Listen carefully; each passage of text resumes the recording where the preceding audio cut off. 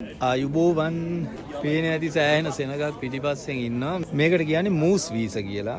මේක අවුරුද්දකට සැරයක් එන මාකට් එකක්. හරිද? ක්‍රිස්මස් මාකට් තියෙන ඒ වගේ තමයි. මේක ක්‍රිස්මස් එකට කලින් තියෙන මාකට් එකක්. මූස් වීසා කියන්නේ මේ අපේ නැන්දම්මලාගේ ගෙවල් පැත්තේ ඒ කිට්ටුව තියෙන ගමක තමයි මේක තියෙන්නේ. හැම අවුරුද්දෙම තියෙනවා. බලමු මේකේ මොනවද ගන්න තියෙන්නේ කියලා. මේක ගොඩක් වෙලාවට මේ වින්ටර් එකට කලින් ඉස්සර පටන් අරගෙන තියෙන මිනිස්සුන්ට සීතට අඳින දේවල්, උදාහරණයකට ඔය වූල් වලින් හදන ඇඳුම් ඒ වගේ ඒවා ගන්න වින්ටර් එකට ලෑස්ති වෙන්න තමයි මේ මාකට් එකේ බඩු විකුණන්න පටන් අරන් තියෙන්නේ. ඉතින් දැන් එනකොට ඒක ගොඩක් වර්ධනය වෙලා කෘෂි උපකරණ වල ඉඳලා ඒ කියන්නේ ට්‍රැක්ටර් ඒ වගේ ඉඳලා ගොඩාක් දේවල් තියෙනවා ගන්න. අපි යම් බලන්න මොනවාද ගන්න තියෙන්නේ කියලා. කොනක ඉඳන් බලාගෙන යම් මා විශේෂ දේවල් පෙන්නගෙන යන්න. එනම් බලමු මූස් වීසා. ඔන්න පළවෙනිම කඩේ මේකට ඇතුල් වෙන තැනම තියෙන එකේ මෙන්න මේ වගේ මෙටල් වලින් කරපු නිර්මාණ තියෙනවා. ඉතාලම ලස්සනයි. ගාඩන් වල හිටවන්න තමයි මේවා ගන්නෙ. ඌටි යන් ඔය ඇති දැන්. අපි ලොක්කට බල්ලෙක් හම්බෙලා ඉවස්. ඉතින් මේවා මේ ඇත්තටම මලකඩ කාලා නෙවෙයි. මං එයාගෙන් ඇහුවා ඒ විදිහට එයාලා ඒක පේන්ට් කරලා තියෙන්නේ. මේ වගේ ගණන් කියනවනම් මේ චූටි ඒවා සාමාන්‍යයෙන් යුරෝ 8ක් විතර වෙනවා. යුරෝ 12යි මේ බකමූණා. ගෝණ යුරෝ 47යි. ලොකු ගෝණ යුරෝ 54යි. ලස්සන දේවල්. දිනවා මෙතන වූල් කඩයක්. මේවා ඔක්කොම මෙන්න මේ අල්පකා කියලා මේ තියෙන්නේ. මේ සතා ඔයාලා දන්නේ නැති අර ටින්ටින් එකේ මතකද? ටින්ටින් කාටුන් එක බලනවා නම් ඒකේ අර කෙල විදින සතෙක් ඉන්නව දන්නව නේද? මෙන්න මේ සතා තමයි අල්පකා. ඉතින් එයාගේ වූල් වලින් හදපු දේවල් මෙතන තියෙන්නේ හැම දෙයක්ම. ඉතින් මේක අර ක්‍රිස්මස් මාකට් එක තරම්ම ලොකු නැති වුණත් මේකේ තියෙන එක එක කෑම කඩේ හැම එක එක ಜಾති කන්න පුළුවන්. පොඩි ළමයිට සෙල්ලම් කරන්නත් දැන් තියෙනවා. මෙතන තියෙනවා තේ වලට අදාළ කඩයක් මෙතන තියෙන්නේ. තේ කෝප්පේ ඉඳලා තේ ಜಾති හැම දෙයක්ම තියෙනවා. ඔන්න තියෙනවා බෙල්ට් කඩයක්. බෙල්ට් එකක් යුරෝ 6යි යුරෝ 10යි. ආන එකක් 6යි දෙකක් 10යි. ලෙදර් ಜಾති පර්ස් එකක් යුරෝ 5යි. නට්ස් සහ චොක්ලට් කිසස් ස්වීට් ಜಾති ආපහු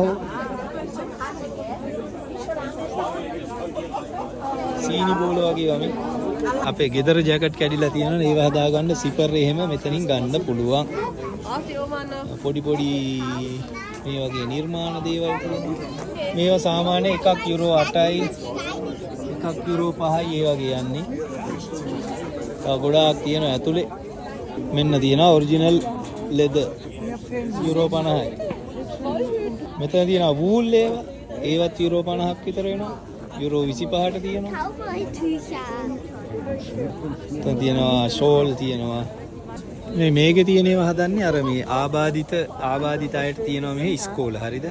ඒගොල්ලොන්ට ගෙදරට වෙලා ඉන්න ඕනේ නැහැ. උදේ ඉඳලා ගිහිල්ලා ඉස්කෝල එක ඉගෙනගෙන ඒගොල්ලොන්ගෙම අත්කම් කරන්න ඉගෙන ගන්න පුළුවන්. එහෙම උගන්වන ඉස්කෝල තියෙනවා. ඉතින් ඒ වගේ ඉස්කෝලකින් කරන නිර්මාණ තමයි මෙතන තියෙන්නේ. මේ ඔක්කොම වූල් ඒවා යුරෝ 42යි. ඒ වගේ ළමයි කරපු නිර්මාණ තමයි මෙතන තියෙන්නේ. කුස්සියට ඕන කරන හැන්ඩි වල ඉඳලා මෙන්න මේවට මොනවද දන්නේ නැහැ කියන්නේ. දන්න කට්ටිය කියන්න මෙන්න මේවා මේ ප්‍රසිද්ධ බ්‍රෑන්ඩ් එකකින් කරන්නේ කුස්සියට ඕන කරන උපකරණ. නූඩල්ස් හදනවා කියමු.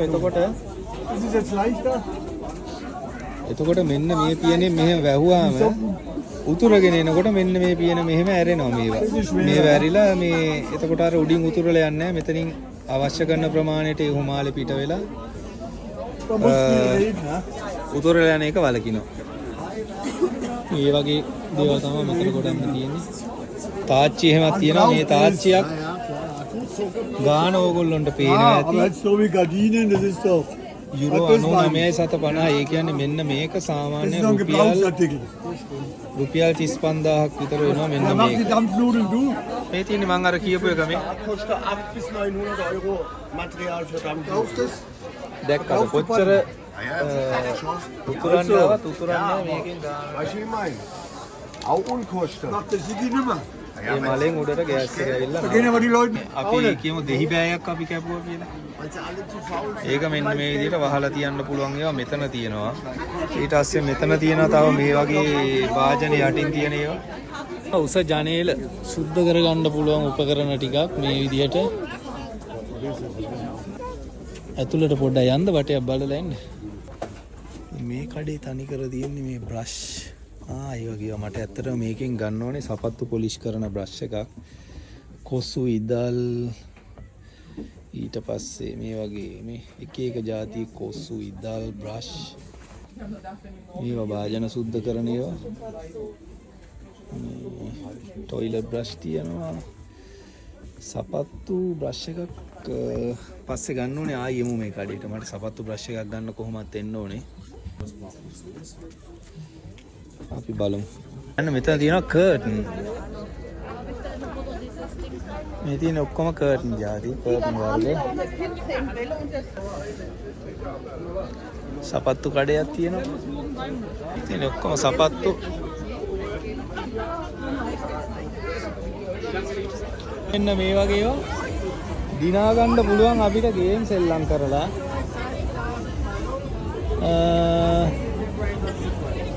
බලමු සමහර විට ඇති ඉස්සරහා ගේම් එකක්. අපේ ඩබලත් බයික් එකක නැගලා යන්න හදන්නේ. මේ සිද්ධිය මම ලංකාවේ දැකලා නැහැ. හොඳ ආදායම් මාර්ගයක්. කාටවත් කරකවන්න ඕනේ නැහැ. කරන්ට් එක යන්නෙත් නැහැ. ගාන ගෙවලා ඒ කට්ටියම නැගලා මෙන්න මේ විදිහට බෝට්ටු පදින්න තියෙන්නේ.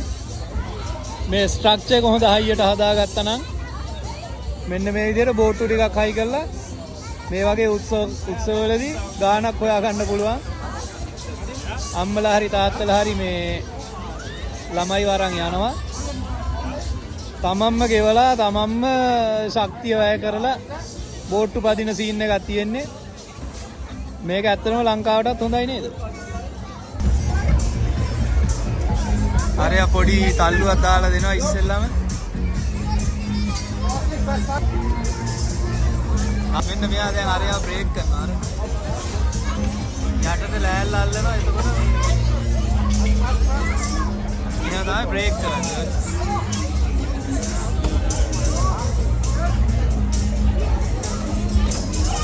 බ්‍රේක් කරනවා. අර තාත්තා කෙනෙක් පදිනවා එහා කෙරවලේ උඩටම යනවා.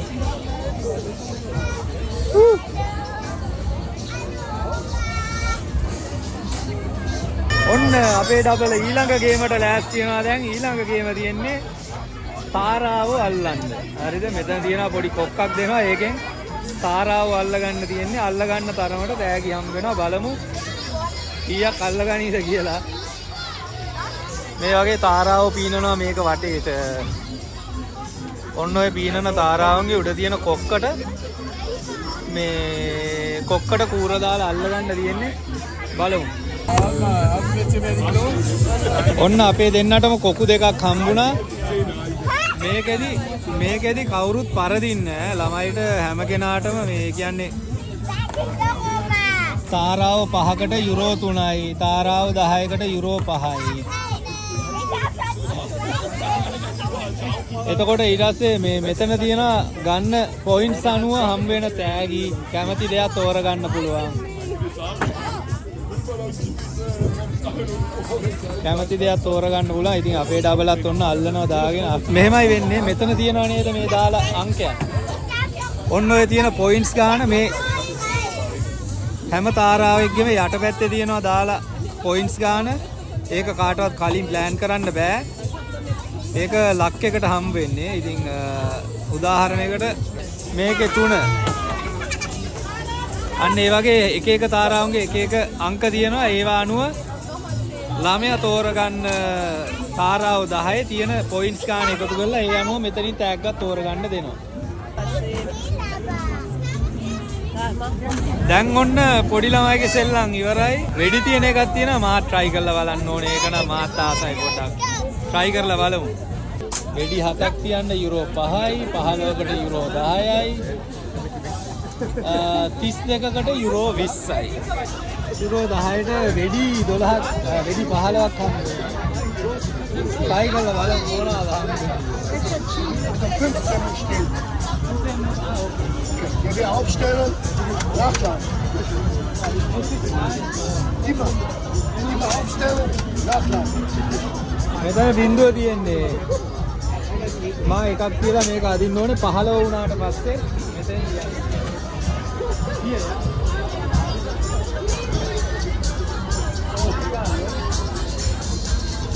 Schulter rein, so. Backe! Oh, ja, ja, so. Genau, super. So bleibt. Dieser Stift, siehst du? Muss eine Reihe nehmen. Ja, schau mal her. Dieser Stift muss da mittendrin sein. Mittendrin, da, gleiche Höhe, mit dem Stern rein. Ja, du bist Mann, nicht Mädchen.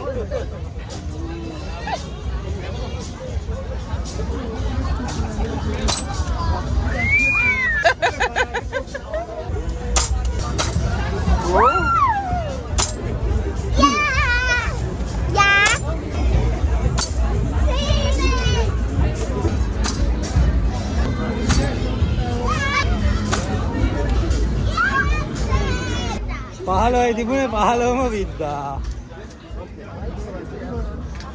බලමු මොනවද හම්බෙන්නේ කියලා 15ට.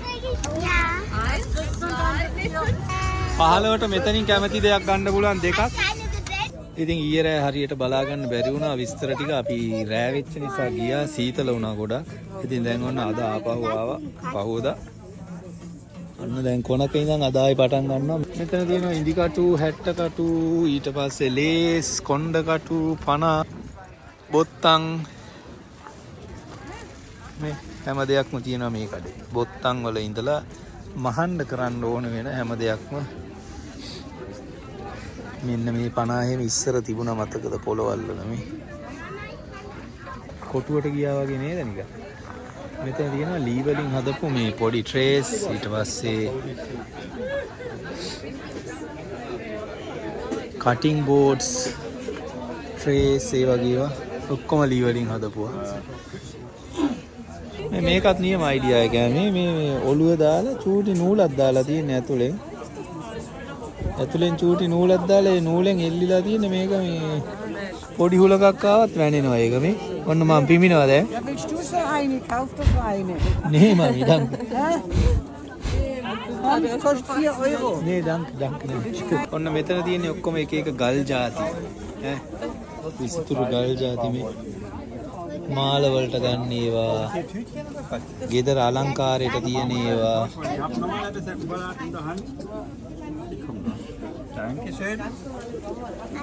මේ එක එක මාල තියෙනවා එතන එල්ල ගන්න.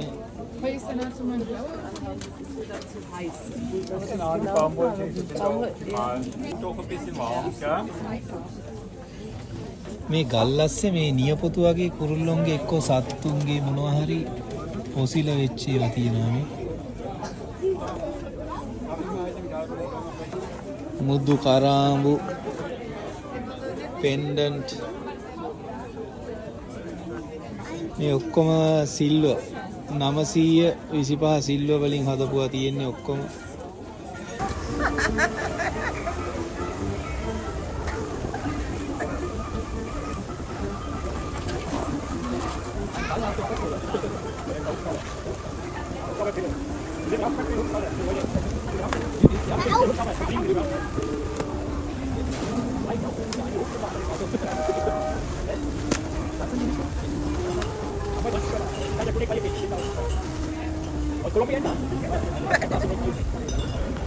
මට තොටුන්නක් දාන්න ඕනේ කියලා ඔන්න හැදුවා එකක්. සිංහලෙන් අවස්ට්‍රේලියානු ලංකා. බෙන්තොට. Bendona Fluss. මේ ලංකාව ගැන කියවනවා දාගෙන මගේ භාෂාව මොකක්ද මං කව ලංකාව කියලා. බේරුවල හිටියලු අලුත් තමයි. 1993 war ich Hochzeitsreise. බැලුම් මාමා මේ බේරුවල හිටියලු. සිල්වා ඔන්න මේ වීඩියෝ එක බැලුවා සිල්වා මෙයාට මට දාන්න මැසේජ් එකක් මම යවන්න. Eine Pension kommt am Meer, das heißt Blue Lagoon. Wo Blue der Lagoon. Bendona-Fluss ins Meer reingeht. Das ist eine Insel und daneben ist der අලුත් ගම Bendona-Fluss. Aluthgama Das Bentota ist unterhalb von dem Bendona-Fluss. Ja. Blue lagoon එකේ හිටපු Silva oder von Silva war Blue das, Lagoon. Wer war noch Mohan?